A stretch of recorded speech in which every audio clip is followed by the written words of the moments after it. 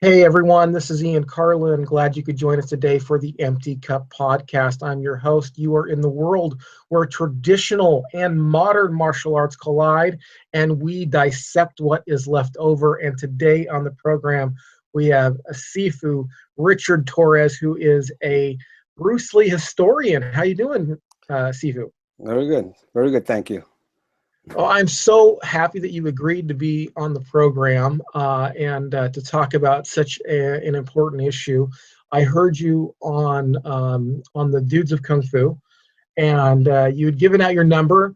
And so I'm one of these, forward-thinking guys, just kind of brave enough to call you and say, "Hey, you want to be on the program?" And you agreed to Sure. come on. So I really appreciate that. Mhm. Well, I got going to get into some pretty kind of challenging questions about Bruce Lee because there's just some things that I want to know personally, Okay. and I'm sure if I want to know, then the audience wants to know as well. But Well, before I'll we do do my that, best to answer. Yeah, yeah, if I can. right, yeah, of course, and of course, that's all we could ever ask is that everybody just does their best. But before we do that, I kind of want to explore your background. I want to look at what got you into martial arts, more generally, what got you into Jeet Kune Do in Mhm. particular, and then what got you into being a Bruce Lee historian. So, like, how old were you when you first developed a passion for the martial arts? Probably like 13 years old. I was doing Japanese karate back in 1971, way back then.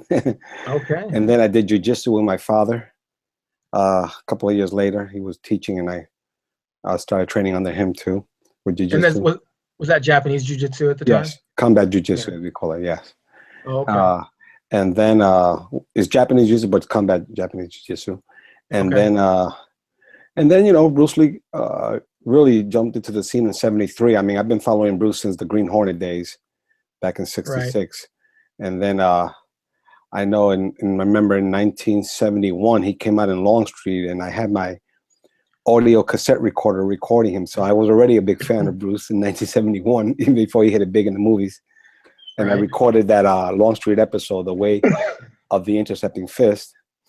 And then Right. that was in '71, and then 2 years later, he appears in the movie screen, which I thought it was like amazing. We saw him in the Big Boss, which was called Fist of Fury over here, Yeah. and then the Chinese Connection and so forth, and Way of the Dragon, Enter the Dragon.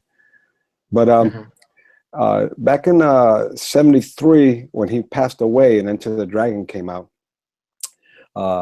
that's when my interest really sparked, because I wasn't aware that he had his own martial arts system. I knew about him, and I knew that he practiced, Kung Fu, but I didn't know he had his own martial arts system called Jeet Kune Do. So when I Mm. started researching him, it was something, to research. And when O'Hara decided to print out the Dao Jeet Kune Do, they decided to sell it as pre-publication first before they even brought it out to the streets in the stores. So I ordered my copy, $6.50, and awaited anxiously awaited the book, and it arrived in the mail, and I Oh saw it, and man, that was it. You know, that's awesome. it was complete learning process then from there. Mhm. And then what particular branch did you get hooked up with eventually, or how did that all Well, work out? I was already doing, I had done the karate and the jujitsu with my dad, and then I did some of the kung fu with friends.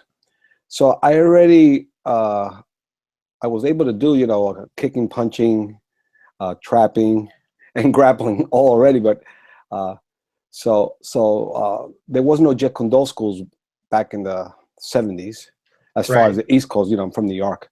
Uh, so basically, self-learning and kind of hacking away the unessentials, and doing some more free sparring and things like that, full contact sparring with equipment. And then in the '80s, I started training. Paul Vunek was coming to New York City every 3 months, Ah, right. so Right. I started with Paul, uh, which was nice. I like that Paul did a lot of the street fighting stuff, but Yeah. still, he was more into concepts, and it didn't, look like the original Jeet Kune Do that I was studying, as far as with the Tao and all the other things. But I Mhm. enjoyed it. And then I got to do some seminars with Richard Bastillo, and did a couple of seminars with Dan Inosanto. But I read Dan's book in 1976, which was a year after the Tao was printed. Dan wrote a book called Jeet, The Art and Philosophy of Bruce Lee. And and in that book, I saw that they mentioned Ted Wong.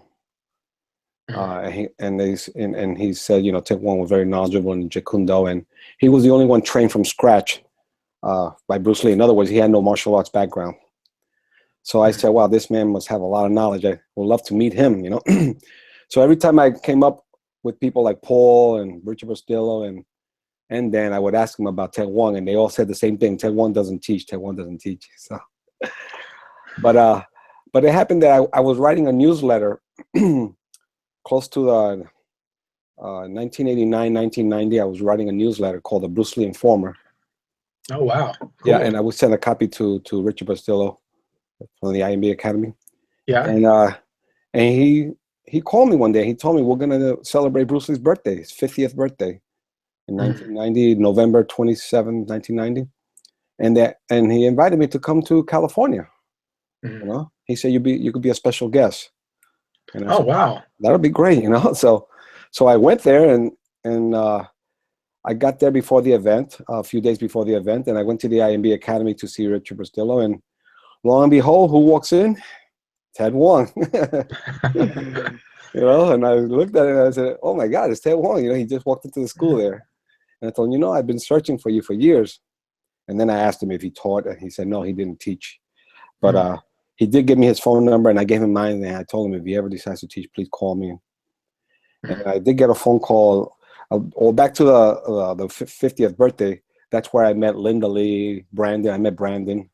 Okay. Ed Parker, Van Williams. I met a lot of people there at that celebration of Bruce Lee's birthday. And then in 1993, I got the phone call from Ted Wong telling me he was going to teach at the Virginia camp. Jerry Beasley used to put out a Jeet Kune Do camp, and Ted Wong's going to teach. So I drove over there and met him there, and then from there I just kept wherever he went, I just went to, and eventually we started training together and went to Europe, and I was assisting him there, and that's how I got involved in it and became a diehard student of his. What an honor! What an honor! Yeah, I went through my non-instructor years myself. I got into Bruce Lee. Of course, I knew about Bruce Lee for years. I mean, who didn't know about Bruce Lee? And I'm of a younger generation, but I didn't really start following him until the movie Dragon came out, which I know is a travesty.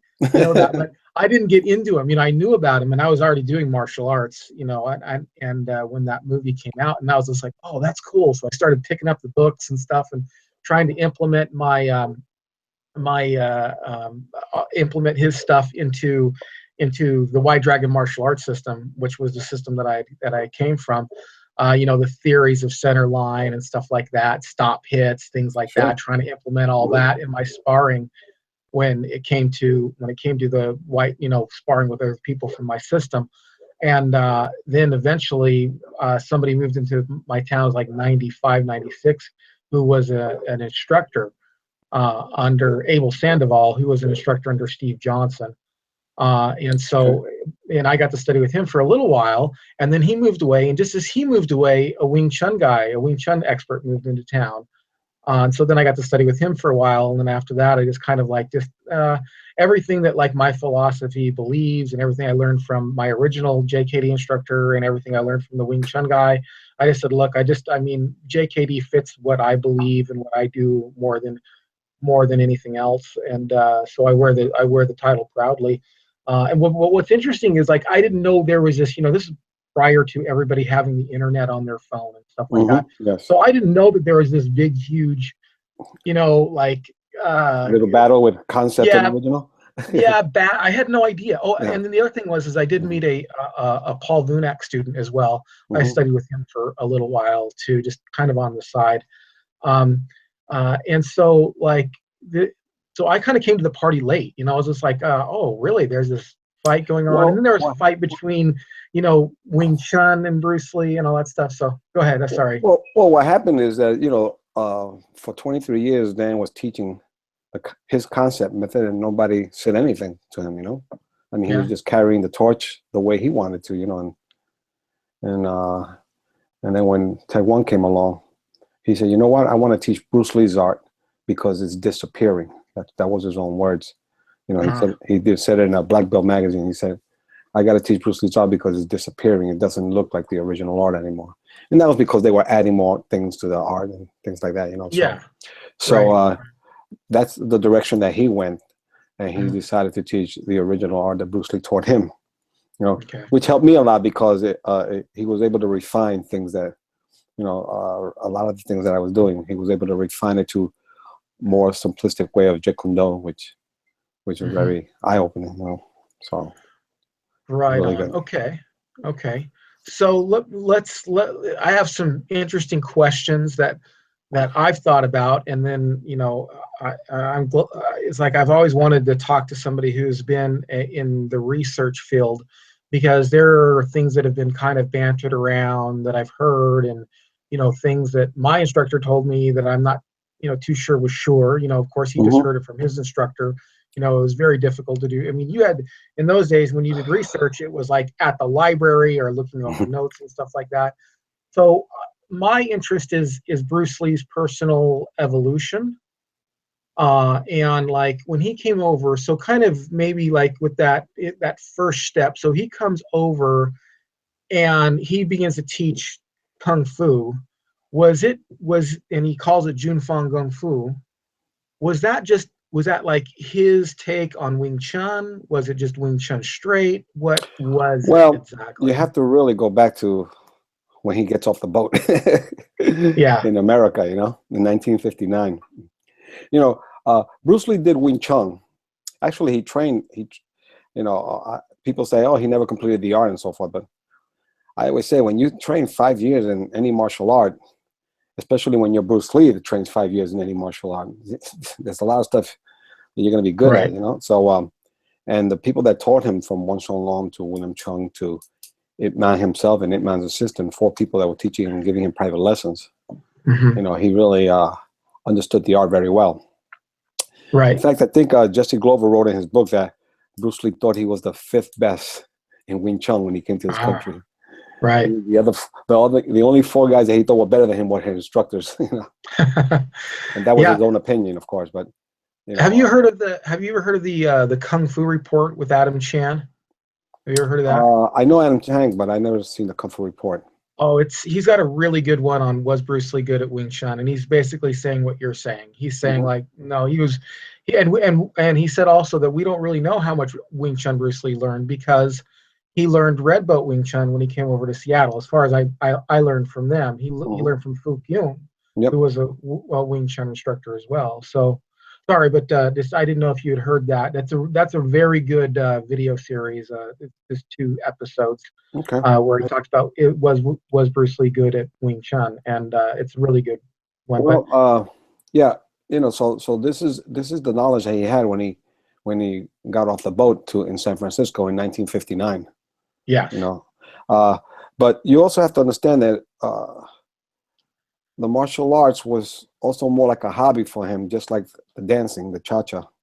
And he also felt like when he was in that boat, he was teaching cha-cha, so he was making money teaching cha-cha. And I think he realized he could make money teaching dance. Never in his mind did it ever occur to him that he could teach martial arts and make a living out of it.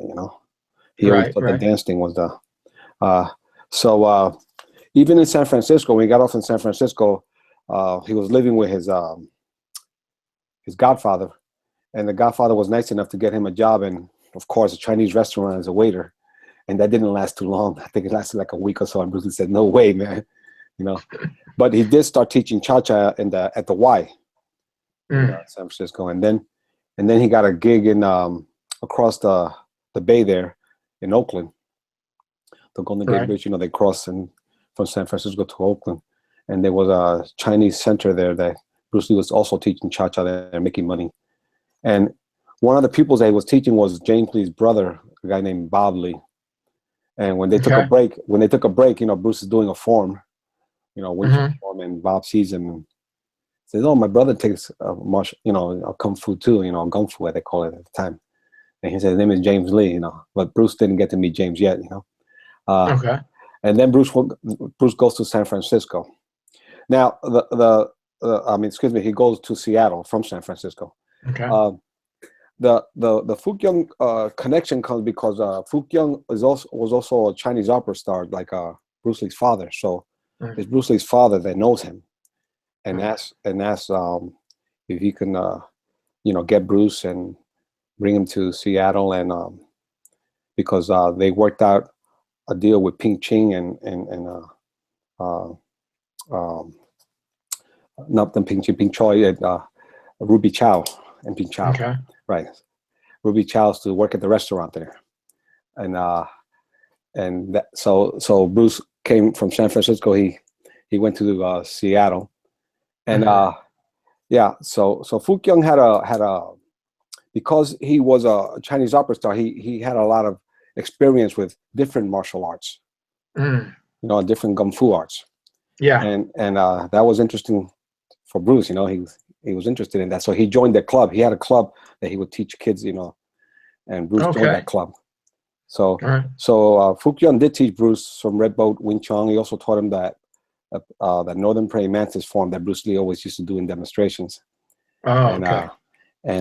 taught him a few other things, you know, and they had in Seattle they had something called the Seattle Sea Fair, and that same year that Bruce Lee got there in '59, he participated in that Seattle Sea Fair with Fu Okay. Kyung's group, and they were doing kung fu demonstration, and then Bruce Lee did that Northern Praying Mantis form that he learned.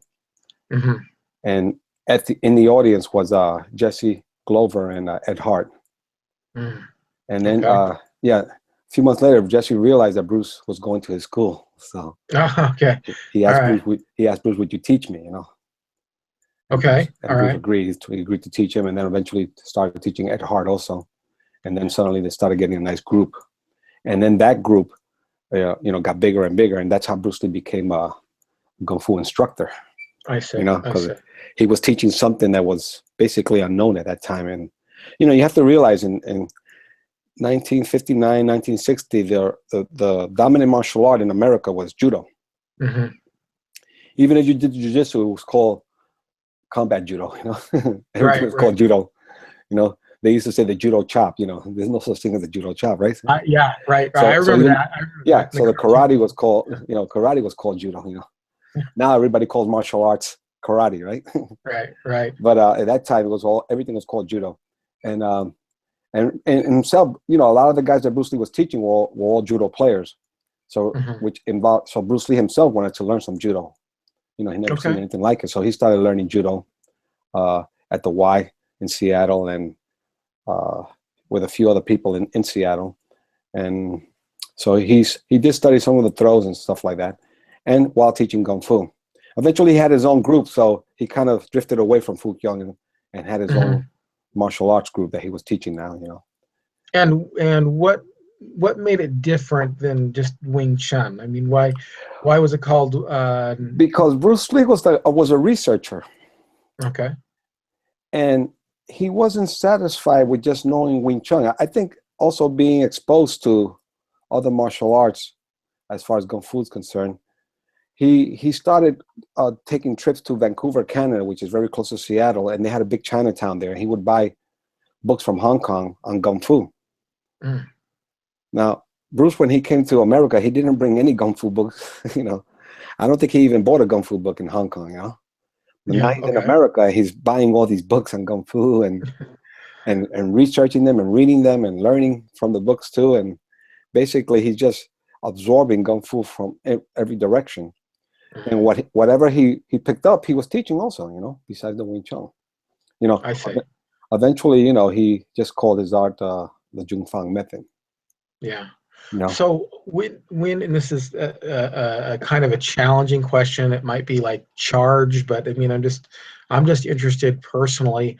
When did Bruce Lee start becoming disenchanted with Wing Chun as a complete system, at least, and started wanting to, like the whole quote about getting over the classical mess and, going on to new and other stuff or better fighting methods. Well, What happened that kind of brought that about? And well, what was his complaint, basically? Bruce Lee himself already saw Wing Chun as a simple art. Okay. So he when he did demos, he did a demo in Almeida when he met Wally J.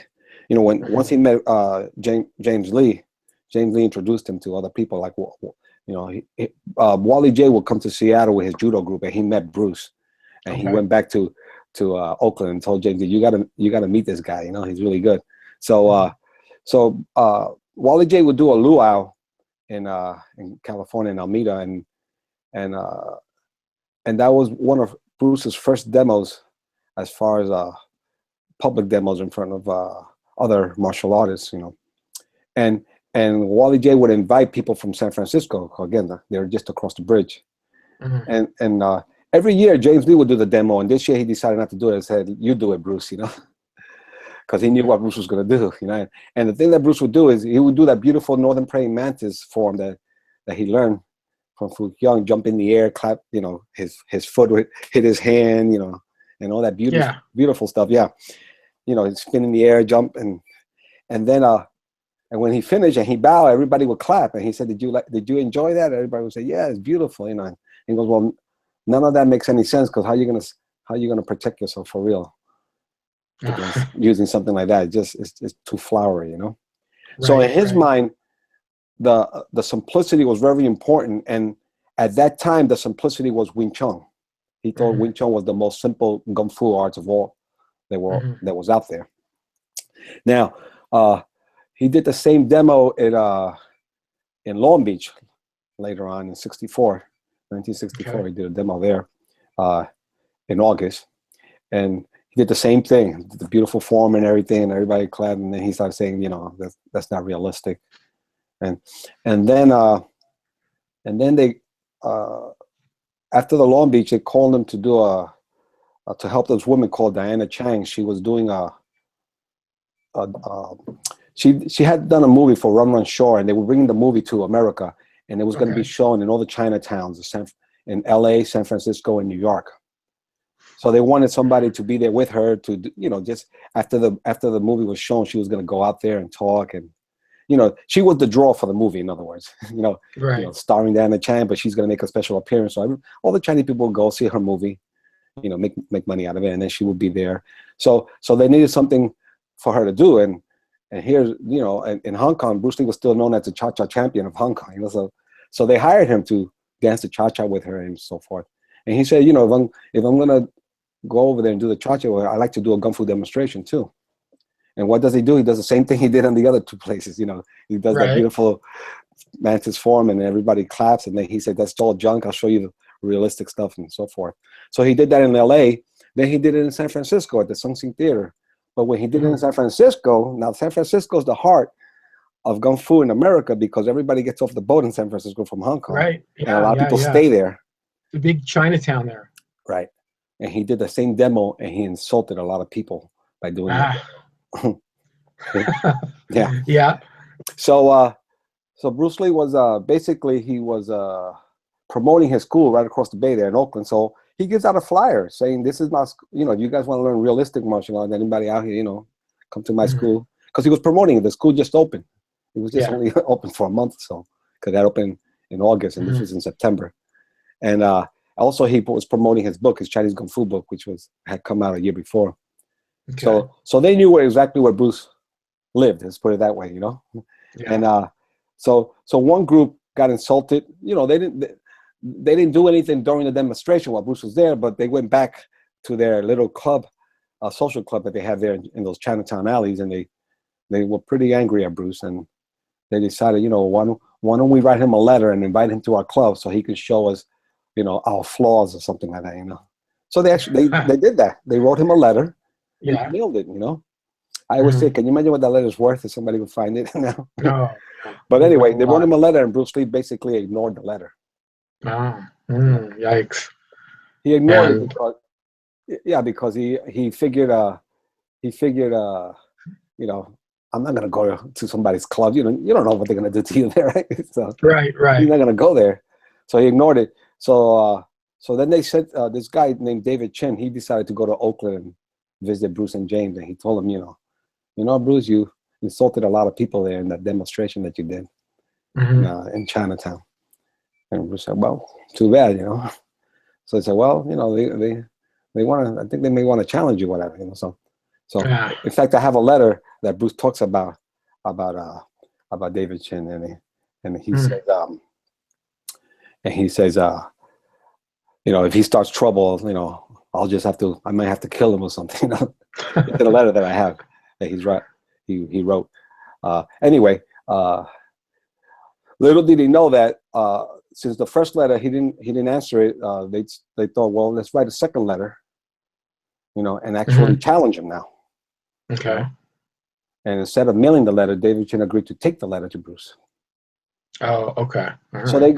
they go to the restaurant where their top guys working as a waiter, which is Walk Jack Man, Okay. he's a waiter there, and they start Hmm. writing, "I Walk Jack Man challenge you," and blah blah blah, Hmm. and then they have Walk Jack Man sign it in the bottom, and he signs it. He doesn't know who Bruce Lee is. He didn't even see the demo. He's just a member of that. Really? Yeah, Walk Jack Man never saw the demo. It was the guys, Oh, a wow. few of the guys from the show. They just told him about it. I gotcha. So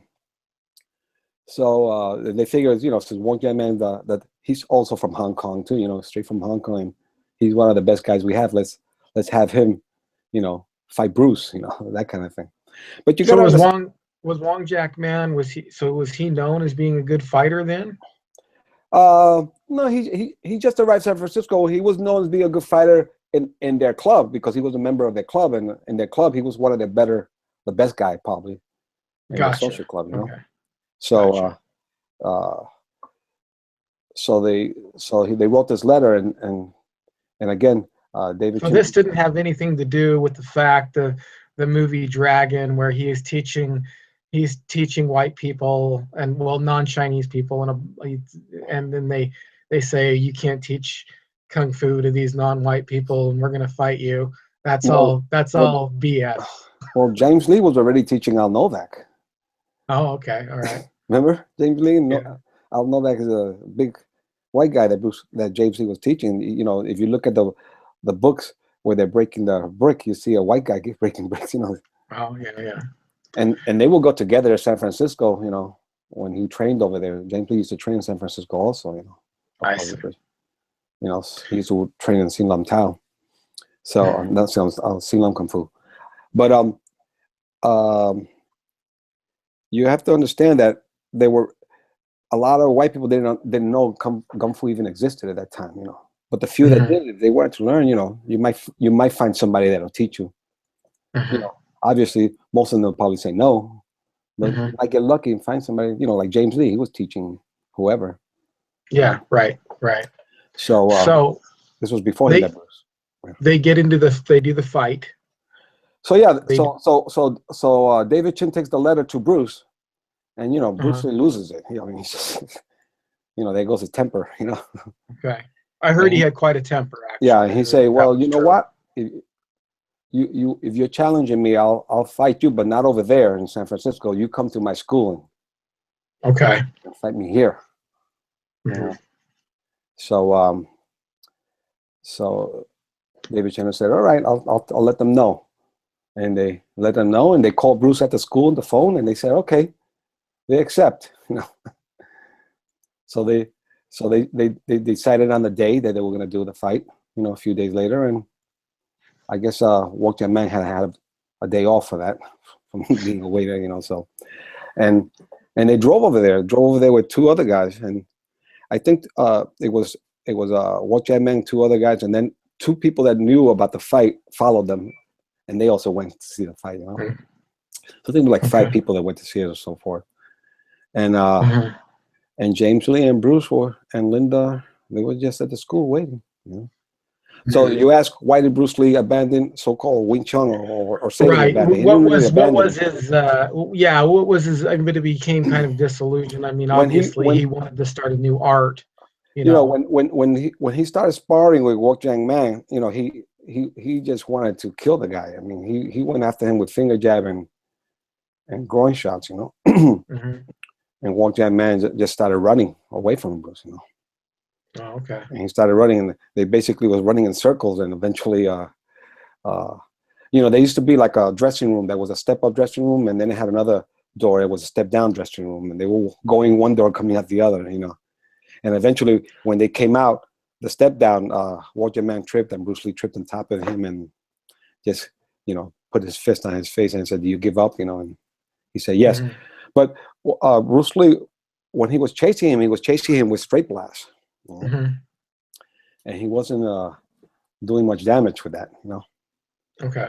And according to Leo Fong, he told me Hmm. that, you know, he spoke with James Lee and Bruce that same night after the fight, and Leo says that he told Bruce, you know, you gotta look into boxing. It's not always straight punches. You know, you gotta, you know, if you would have Hmm. thrown a guy a hook, he might have knocked him out. You know? Right. Right. Right. So he said a few days later he goes, because Leo Fong used to live in Stockton, California, so he drove all the way to Oakland, California. Okay. He said when he got to the house, James Lee was upstairs, and he said, "Where's Bruce?" And he said he's downstairs in the garage. When he said when he's going down the stairs, he's looking at Bruce, and Bruce had tied a boxing glove on a rope, and he was jabbing at the boxing glove and footworking around it, you know. Oh, okay. So Cool. suddenly Interesting. he was, yeah. So Hmm. suddenly he was looking into at boxing, you know. Into And of course, he boxing. did the same thing he did in Seattle. He started buying books on the subject. Okay. So in Seattle, Bruce Lee was only buying kung fu books, you know. Now after the fight, he started buying boxing books, Okay. All right. and he started looking into boxing. And he bought Haslett's book, a book called Boxing by Edwin L. Haslett.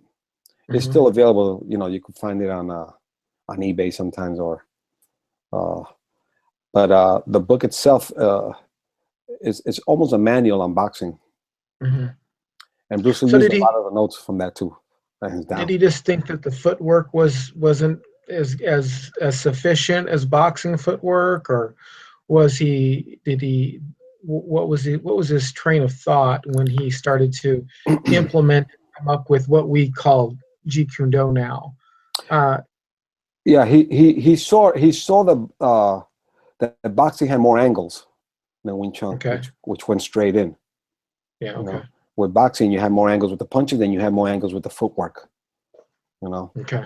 I know some people may look at this and say, "Well, Wing Chun has angles." I'm not saying it doesn't, but I'm saying boxing has the angles that Bruce Lee was looking for as far as footwork and punches was concerned. You know, Yeah, it's difficult in a it's more. conversation like this not to, Mhm, to be, fair to all sides. And I come at it from both angles.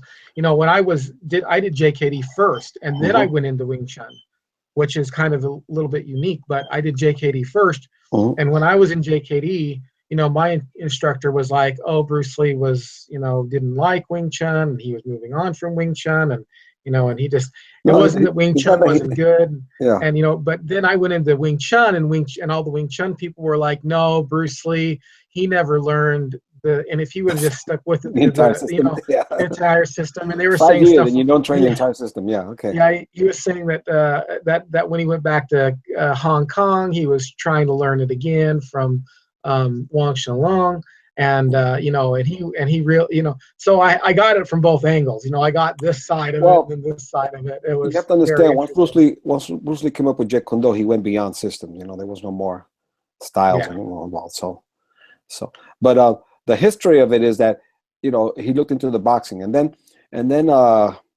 you know, because of that Long Beach demo, uh, a guy named Jay Sebring saw Bruce Lee demonstrating, and he told William Dozier, who was looking for a Chinese actor to play the number one son.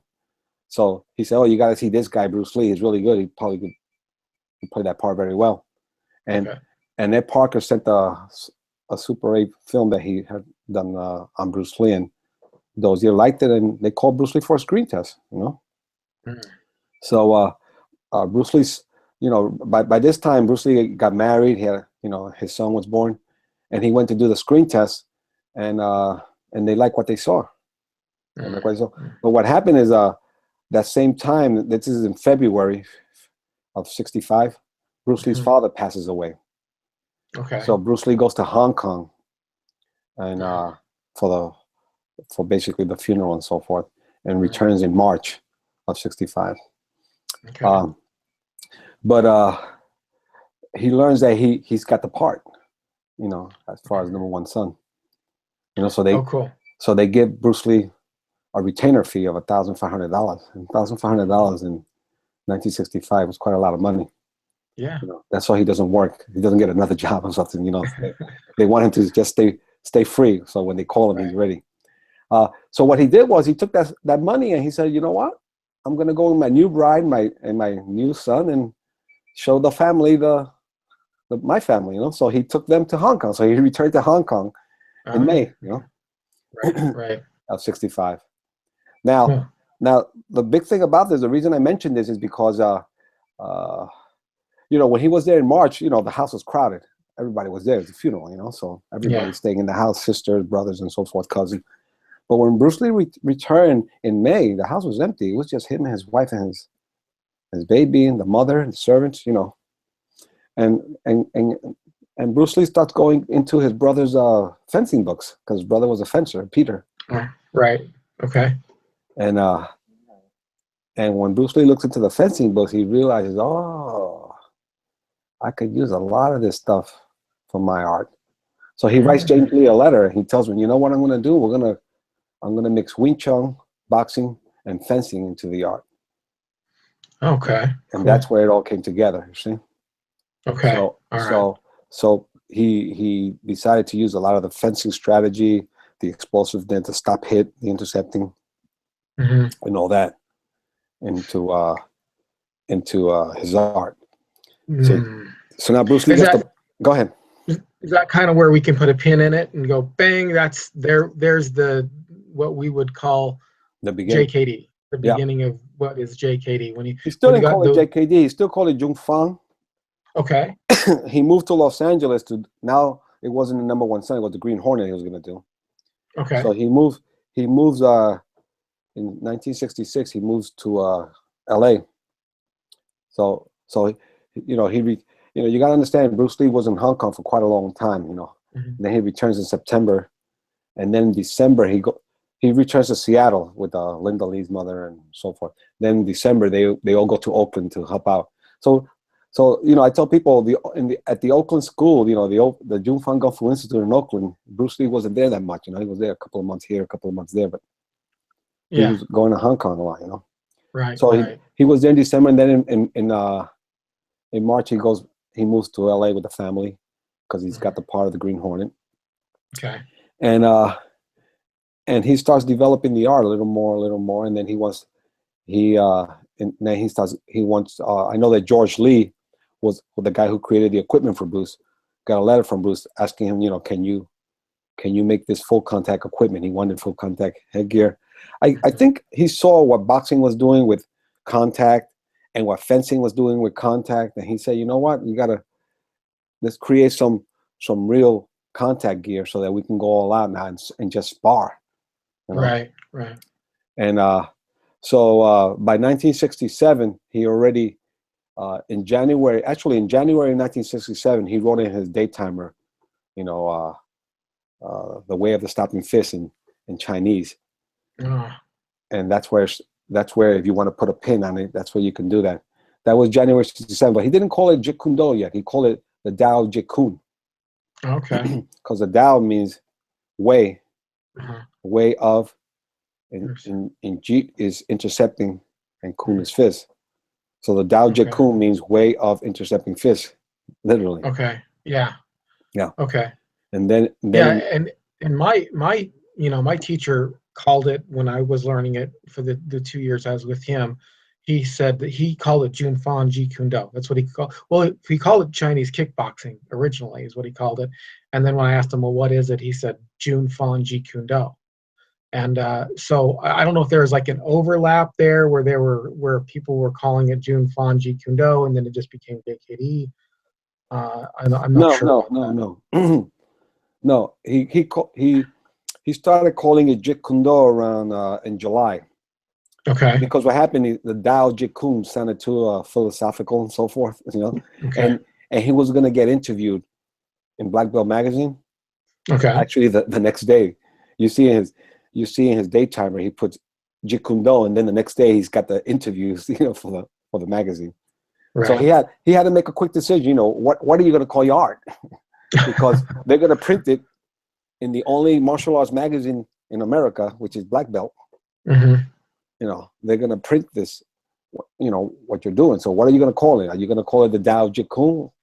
You know, here we go with the philosophical art self-defense again, you know, or what are you going to call? And and you know, every art, you know, if you look at Taekwondo, Kendo, Yeah. Yeah. Judo, you know, Hapkido, you know, Right. they all end with Do, meaning way, Mm-hmm. karate Do.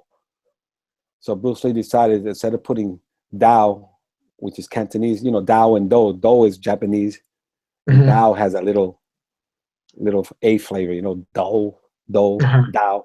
So instead of calling it Dao of Jeet Kune, he called it Jeet Kune Do, Mm, gotcha. and that's where the name came from. And Gotcha. at that time, and he wrote it in his daytime. The very day before he was going to get interviewed, and then he said, "My art is called Jeet Kune Do." Oh wow. That's crazy. Yeah. He's on the spot there. Hey, Yeah. I have a side question that I'm not sure, like it just kind of occurred to me, and while I have you here, I want to ask you, and then we'll loop back to where we were. This is something that I've always been interested in, and that is, was there any friction between Bruce Lee and Ed Parker? Because he siphoned off some students from Ed Parker. Was there some bad blood between the two of them, Uh, or I would say no, okay, because Ed Parker had left his school that he was teaching to go to Hollywood to teach over there. So he really wasn't at the school anymore. oh, He had okay, students teaching, you know. okay, all right, So the guys that left, you know, the black belts that left because, you know, I guess they wanted to do something else, something different or whatever. It hmm, wasn't that they were disloyal to Ed Parker because, you know, Ed Parker had left already. okay, Somebody all else right. in charge of the school. So I just and wondered and if there was and he any and Bruce problem. still got along very well. You know, Okay, I mean even when they were competing for students in Hollywood, they still got along very well. You know, right on, so right so on. no, they never there was never any animosity between the two. You know, Good, they got along good. very well. That's good to hear. So let's skip ahead a little bit to kind Hmm. of the end where he moves back to Hollywood, or not move back to Hollywood, back to Hong Kong. Hmm. What was his training like at that point? Was he still developing? I know he was training. I know that at least he did some stuff with Wang Shenlong when he moved back to Hong Kong. And of course, you know, my Wing Chun instructors were saying, oh, that's because he was rediscovering how good Wing Chun was. And other people said, no, he really was at the end of his life pretty much abandoning Wing Chun for Well, boxing. no, Um, you can't abandon abandon something that it's in your subconscious already. You know, I mean, if right. he needed to trap, he would trap. If he needed, you know, he may not look like a Wing Chun man, but you know, whatever he needed from the art, he could do. Okay. All You right. see, I mean, you know, if you talk about what does Wing Chun have to offer, the Uh-huh. main thing is what the hand immobilization, the trapping hands. You know, Yeah. so you have to understand that when Bruce Lee looked at his brother's fencing books, fencing only had, you know, if you look at fencing, especially the fencing books that Bruce Lee was reading, and Bruce Lee developed the 5 ways of attack from Hmm. from fencing. But in reality, all the fencing books say there's only two types of attacks: simple and compound. Hmm. And then in fencing, the compound attack is attack by combination, you know, combinations, and also fakes and feints. So what Bruce Hmm. Lee did was he separated that, and he made the fakes and feints separately from combinations. So Okay. he basically had 3 ways of attacks from fencing: the Okay. simple attacks, the combinations, and the progressive indirect attacks. Those three. Okay. Hmm. Then he, because of his Wing Chun background, and we're talking back 1965, he added immobilization attack. Oh, and at that time he called it a hand immobilization attack, which was basically trapping hands. Right. Later on to become immobilization attack, because he realized if you can trap the hands, you can trap the legs, leg immobilization, and then you can. And he also added the neck head and hair immobilization, things like that. So foot immobilization. So, but everything's a progression. So he. In fact, I have a paper where Bruce Lee wrote the 4 ways of attack. Oh wow! Yeah. Wow, which one did he leave off? He didn't have attack by drawing yet. Okay, all right. But what he realized was when you're doing because of fencing, he wanted that stop hit. Remember, he named the art the way of the intercepting fist, or the way of the stopping fist. Right. And when he realized. If you're going to intercept, where does it fall in these 4 categories? And it doesn't fall anywhere, so that's why he got that whole idea of the attack by drawing. In other words, to draw the opponent so you can intercept them or stop them. You see? So that's why he added the 5th one. Gotcha. And those were called the 5 ways of attack. Yeah. What do you know about his regiment and his training in Hong Kong near the end? What was he? Was it the 5 ways of attack that he was really mostly working on at the end there? Is that what you're saying, or was that in addition? No, he had the 5 ways of attack since the L.A. Okay, all right. Since L.A., since he was teaching in L.A. So, this was before he went to Hong Kong in the 70s. Already by 67, 68, 69, 70, he already had the 5 ways of attack. Yeah. So was there any significant development going on in Hong Kong, or was it just a continuation of what he... I don't think, as far as martial arts development is concerned, there was anything, because he was so busy making movies. Okay. I think he had the art already nailed really well by the 70s. He already knew, what he wanted. The art became a scientific art. In other words, how the human body can punch to the maximum using science and kicking and so forth. So he had it down packed pretty good. And also he went beyond styles. He already said, I don't believe in styles anymore. Just the root. If you understand the root, you understand all the blossomings. So he wanted to, if you understand the root of punching, the root of kicking, the root of trapping, or the root, whatever it entails, then you can understand, any art that involves that. So in other words, you don't have to take 10 arts that involve kicking. If you understand the root of kicking, because the human body can only do so much without becoming flowery. And this is the realization that he came to.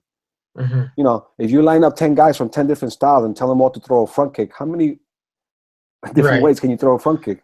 Right, exactly. Yeah. But obviously somebody's going to throw it from the rear leg. Another one's going to, bring his hands down when he kicks and throw up his hips. And so then you look at it, you say, well, which is the best way for the human body to express this kick?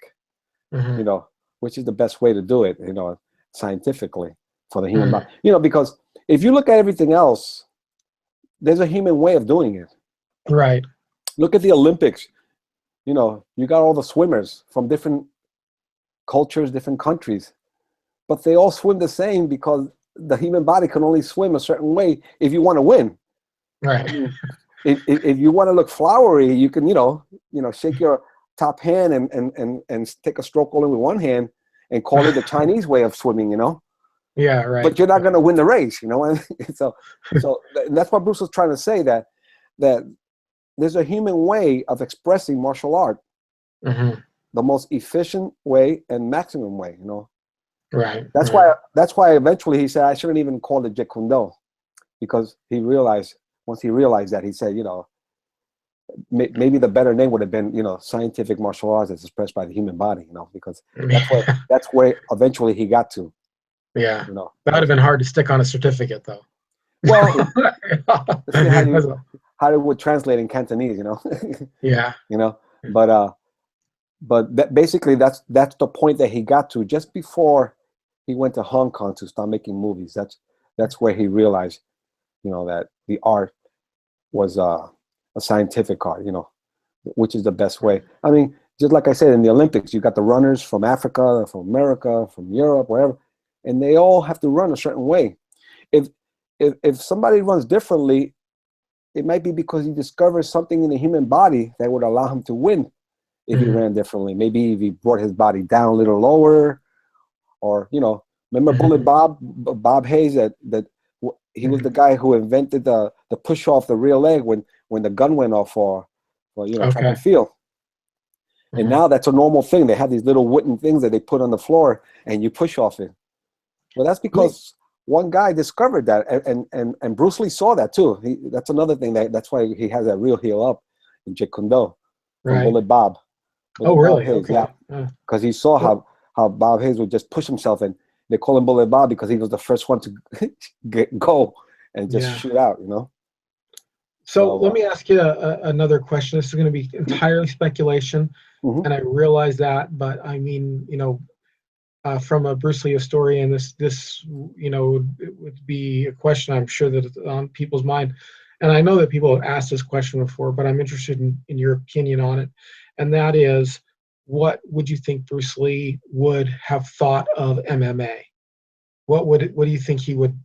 What do you think he would have agreed with MMA? Do you think he would have thought MMA was great? Do you think he would have thought MMA was no good? What do you think, as a Bruce Lee historian? I know that you're not Bruce Lee. You can't tap into him. This is the best you can, knowing, giving, you know, the years of study you've done. Though, what do you think he would have thought of MMA? Well, I think he would have said, you know, sparring has gone a long way from the old pullback, you know, pullback punches, pullback kicks of the 1960s.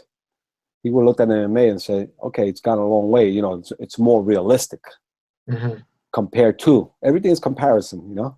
Right. You know, it's probably the closest thing you can get to a real fight without killing somebody, you know, as far as sports is concerned. Right.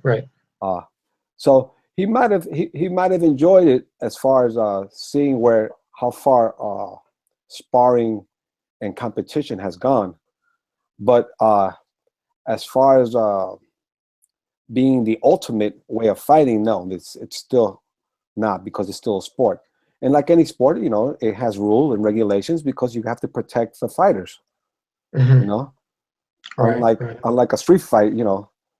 So you know, I mean, you look at MMA, and there's a lot of things you're not allowed to do. You know, you can't kick the knees, you can't kick the groins, you can't use the pointy elbow. You know. And all that is designed to protect the fighters. They want to see two guys competing, but they don't want to see two guys killing each other and one guy dies. Right. So they have these rules, you know, and within the structure of those rules, let's see how well you can come out in this, you know, that kind of thing. So as far as entertainment is concerned, yeah, it's like Bruce Lee enjoyed boxing. He enjoyed watching boxing. He enjoyed watching Ali, Frazier. He enjoyed watching boxing, but obviously he knows boxing had its limitations too. You know, he enjoyed watching judo competitions, you know, but they all have their limitations. And even MMA, as great as it is, still has its limitations, because, you know, in a street fight, you know, you got to think twice before going to the ground with somebody and hoping that guy doesn't have two friends that are going to join in once you go to the ground, you know, with him, you know. Right, yeah. Or somebody pulls out a weapon or something, you know. So it's different. It's a different type of training. You know, if you're going to train for MMA, then train for MMA. If you're going to train for street fighting, it's a different type of fighting, obviously. Right. And I think with Bruce Lee in Jeet Kune Do, it was his art was more based on street fighting as far as self-defense is concerned. You know, how to save your life. With that said, you can take aspects of Jeet Kune Do and put it into the sport aspects of MMA. Yeah, sure. But it's not going to be Jeet Kune Do 100%. So right. It's going to change depending upon you can't say, set. You know, this guy's doing Jeet Kune Do at the cage, you know, in the cage, because obviously he's not doing Jeet Kune Do because he's already limited to what he can do. And the whole thing about Jeet Kune Do is what? It's there's no limitations, you know. Using no way as way, having no limitation as limitation. Once you put rules into it, there's already a limitation. You see? And in fact, if you hear Bruce talking to when he's doing that interview of, you know, from the Canadian guy, what they call the lost interview, and you see Bruce says, you know, when you have sports, it's one thing, but when you're talking about real fighting, then you got to develop every part of your body, Mm. you know. Interesting. Interesting. So when you're talking about real street fighting, yeah, you got to develop every single part of your body, because it's, you know, every single part of your body is a weapon. Right. Right. Mm. Well, Richard, thank you. We're coming up on time here. Okay. But I have one final question that I ask all my listeners, and that is, if you were to pass along to our listeners your top 3 training methods or fighting tips, what would those top 3 be? As far as training is concerned, Your top 3 training methods fighting. It can be as simple as make sure you always keep your fists up, or some people have done like train in front of the mirror. It's just like, what if you were to say, someone were to say, hey, I want to be a better JKD guy, what are some people, like for me, I always say make sure you don't skip class. That's one of my top training methods. Don't skip class, always go. If you were to say, to somebody, you said, I want to know your top 3 ways of being a better martial artist, what would your top 3 be? I would say probably the first thing is to make sure that what you're training is real, that it could be used in a street fight, and not limited just to sport. Okay. And of course, if you're hitting, make sure you're hitting something. Focus pad, kicking. If you're kicking, kick a kicking shield, because you don't want to have a false sense of security, thinking, well, I'm a good puncher, and then the first time you hit something, there's no power in it or anything. Right. Right. And of course, check your form. Make sure, like you say, keep your guards up. Don't drop your hands. And there's a lot of things in Jeet Kune Do, non-telegraphic motion and things like that.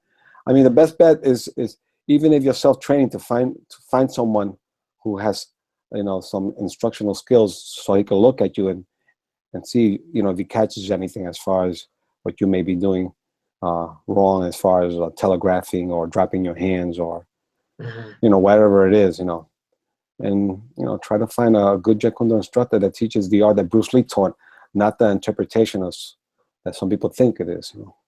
Okay. All right. Yeah. Well, thank you. Let everybody know where they can find you online, or how they can get a hold of you. My website is www.jkdmartialarts.com. Okay. Okay. If they want to email me, they can email me. Where I always confuse my website and my email, because they're the opposites of each other. Jeet Kune Do MA. Okay, Jeet Kune Do MA at msn.com. MA meaning martial arts. Okay, and that's capital Jeet, capital Kune. Yeah, when it's email, it doesn't really matter. But yeah, capital J, G, capital K for the Kune, and capital D, and then MA meaning martial arts. At msn.com. That's my email. And the website is www.jkdmartialarts.com. That's why I was confusing both, because they're the opposite of each other. Gotcha. Gotcha. Yeah, if they want to contact me, Yeah, if anybody out there contacts them by hearing this, please let them know that the Empty Cup podcast sent you. Stick with me just for a second. I want to talk with you off the air. I almost called you professor again, but Sifu. And I'm going to close the shot. Just to stick with me for just a second. Hey, everyone. Thanks so much for listening to the Empty Cup podcast.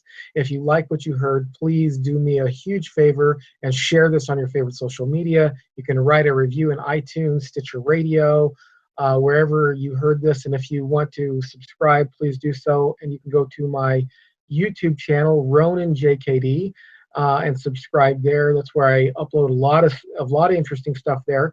That kind of go beyond the program. So I have like training tips, fight tips on there. Also, I do what's called the martial vlog on Ronin JKD. This is, ideas about different arts and things like that. Just stuff that I talk about on there that don't quite make it onto the program. So that's exclusive to the Ronin JKD channel on YouTube. You're always welcome to follow us on Facebook at Facebook.com/The Empty Cup Podcast, and on Twitter at Empty Cup Podcast. And until we meet again, please keep your gloves up.